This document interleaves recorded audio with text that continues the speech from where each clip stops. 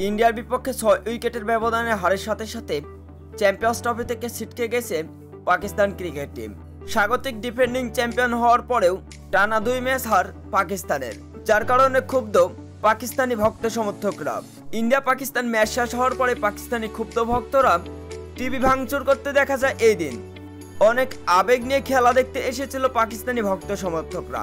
তবে স্বাগতিক defending champion হওয়ার পরে টানা 2 ম্যাচ হার কোনোভাবে মেনে নিতে পারছে না পাকিস্তানি ভক্ত সমর্থকরা। তাই তো রাস্তায় টিভি ভাঙচুর করতে দেখা যায় পাকিস্তানি ভক্ত সমর্থকদের।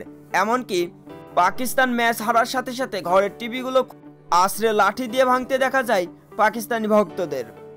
ক্রিকেট একটি আবেগ, আর এই আবেগ নিয়ে খেলা দেখতে বসে দর্শকরা। তবে এই আবেগ নিয়ে খেলেছে ক্রিকেটাররা। টানা 2 ম্যাচ হারে চ্যাম্পিয়ন্স ট্রফি থেকে ছিটকে গেছে পাকিস্তান, যার কারণেই এমন ক্ষুব্ধ পাকিস্তানি ভক্ত সমর্থকরা।